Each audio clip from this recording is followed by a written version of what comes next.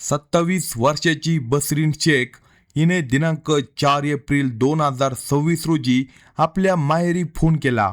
तिने आपल्या वडिलांना सांगितलं की तिचा 6 वर्षाचा मुलगा आवेज याला हृदयविकाराचा झटका आला व त्यात त्याचा मृत्यू झाला. हे त्या लोकांसाठी मोठी धक्कादायक बातमी होती. आवेज मेहबूब शेख हा केवळ 6 वर्षाचा चिमुकला होता. त्याचा मृत्यू झाला हे ऐकताच धक्का बसलेल्या त्याच्या आजोबांनी म्हणजे बसरीनच्या वडिलांनी तिला मुलाचा मृतदेह आपल्या गावाकडे घेऊन यायला सांगितलं. त्यानुसार त्यांची मुलगी आवेजचा मृतदेह राम कजेवाड यांच्या इर्टिका कारमधून घेऊन धर्मापुरी तालुका परळी जिल्हा बीड येथे आली. त्यावेळी त्या मुलाच्या डोक्यावर व पाठीवर मारहाणीच्या जखमा दिसून आल्याने आणि तिच्या हालचाली संशयास्पद वाटत असल्यामुळे आवेजचे वडील इसाक शेख यांना संशय आला व त्यांनी जवळच्या परळी जिल्हा बीड या पोलीस स्टेशनला रीतसर तक्रार नोंदवली. मयत मुलाच्या डोक्यावर व पाठीवर मारहाणीच्या जखमा दिसून आल्यामुळे निश्चितच काहीतरी घातपाताचा प्रकार असावा असा संशय आला. तसेच त्यांनी बसरीन मेहबूब शेख आणि राम कजेवाड यांनी खून केल्याची शंका व्यक्त केली. त्यानंतर या प्रकरणी परळी ग्रामीण पोलीस ठाण्यात गुन्ह्याची नोंद झाली. पोलिसांनी बसरीनकडे चौकशी केली असता तिने गुन्ह्याची कबुली दिली.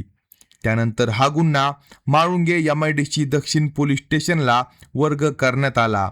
दरम्यान तिला माळुंगे पोलिसांनी अटक करून तपास चालू केल्याचे लक्षात येताच संधी साधून राम कजेवाड हा इर्टिका गाडी घेऊन पळून पसार झाला. मात्र माळुंगे पोलिसांनी मोबाईलचे तांत्रिक विश्लेषण करून राम कजेवाड याला आंध्र प्रदेशमधील तिरुपती मंदिर येथे सापळा लावून पकडले. त्यावेळी त्यानेही माळुंगी पोलिसांना गुन्हा केल्याची कबुली दिली.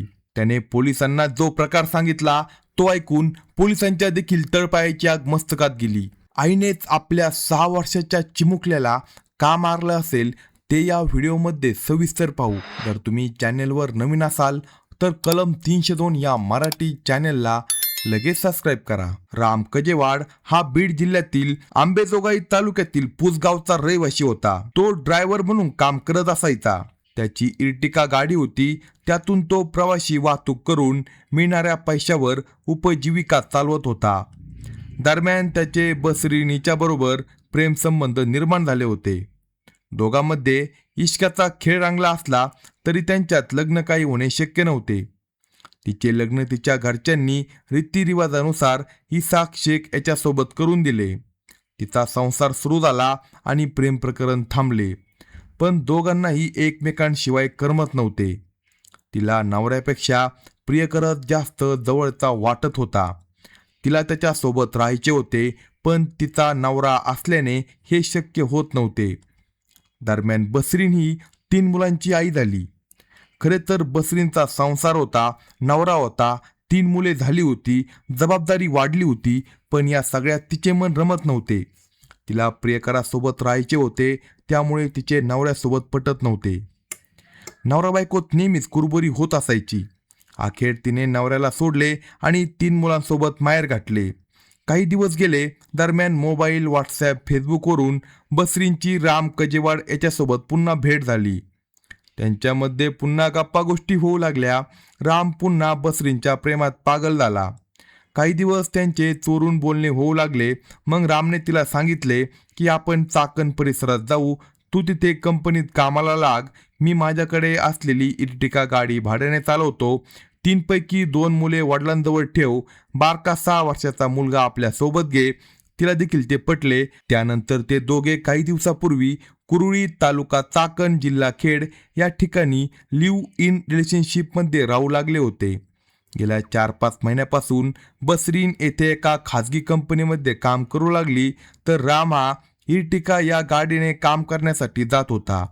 सुरुवातीला काही वाटले नाही पण हळूहळू त्या दोघांच्या प्रेमसंबंधात बसरीनचा 6 वर्षाचा मुलगा अडचण वाटू लागला. त्या दोघांना प्रायव्हेट वेळ मिळत नसायचा. इश्काचा खेळ रंगात यायचा तेव्हा तो मुलगा उठायचा व रडायचा. मग त्या दोघांची चिडचिड व्हायची. दोघांना कधीच एकांतात प्रेमालाप म्हणजे कामक्रीडा करता येत नव्हती. तो मुलगा सोबत नसला तर त्या दोघांना निवांतपणे शरीर सुखाचा आनंद लुटता आला असता. पण तो निरागस चिमुलगा त्या दोघांच्या वासनेमधील अडथळा ठरू लागला होता. वासनेने पछाडलेल्या रामने हा अडसर दूर करण्याचा विचार केला. त्याला त्या चिमुकल्याच्या कामांध आईने देखील साथ दिली.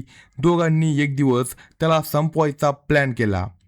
दिनांक 3 एप्रिलच्या रात्री आवेद हा झोपला होता. त्या रात्री खेळ सुरू करण्याआधी अडसर ठरणाऱ्या या कार्ट्याला कायमचे संपून टाकू, मग आपण दोघे मनसोक्त जीवन जगू, असा विचार त्या दोन कामांधांनी केला होता. दिनांक 4 एप्रिल 2026 दिवस होता. या दिवशी बसरीन कंपनीत कामाला गेली होती, तर राम हा दिवसभर गाडीवर कामकाज करून लवकरच घरी आला होता. साधारणपणे रात्री 11:30 वाजण्याचा सुमार असावा. बसरीन शेख आणि तिचा प्रियकर राम कजेवाड या दोघांनी संगनमत करून लहान मुलगा आवेदला धरले. त्या निरागस मुलाला हे माहीतच नव्हतं की त्याचा किती क्रूरपणे अंत केला जाणार आहे. त्याची काही चूक नसताना त्याला हाल हाल करून ठार मारले जाणार आहे. त्या दोघांनी रागाने त्या मुलाला बाथरूममध्ये नेले आणि पाण्याने भरलेल्या बादलीमध्ये त्याचे डोके बुडवून ठेवले. श्वास गुदमरल्याने ते मुलं तडफडू लागली. काही वेळाने त्या मुलाची हालचाल थांबली, पण जीव अजून गेला नव्हता. तेव्हा त्या नीच दोघांनी त्या मुलाची भिंतीवर आणि जमिनीवर आपटून क्रूरपणे हत्या केली. त्याचा मृत्यू झाल्याची खात्री होताच त्यांनी पुढचा प्लॅन सुरू केला. मृतदेहाची परस्पर विल्हेवाट लावायची की हा नैसर्गिक मृत्यू आहे हे दाखवायचे, यावर त्यांनी विचार केला. त्यानंतर तो नैसर्गिक मृत्यू आहे हे दाखवण्याचे ठरवले. त्यानुसार बसरीनीने आपल्या माहेरी वडिलांना फोन करून कळवले की आवेदचा हृदयविकाराचा झटका आला. तिने दिलेली ही माहिती या गुन्ह्याला वाचा फोडण्यास कारणीभूत ठरली. या प्रकरणी बसरीन शेख आणि राम कजेवाड या दोघांविरुद्ध दक्षिण माळुंगे पोलीस स्टेशन येथे भारतीय न्यायसंहिता कलम 103 नुसार खुनाचा गुन्हा नोंदवण्यात आला. अशाच नवनवीन क्राईम स्टोरी ऐकण्यासाठी कलम 302 या मराठी चॅनलला सबस्क्राईब करा आणि आपल्या प्रतिक्रिया कमेंट बॉक्समध्ये कळवा.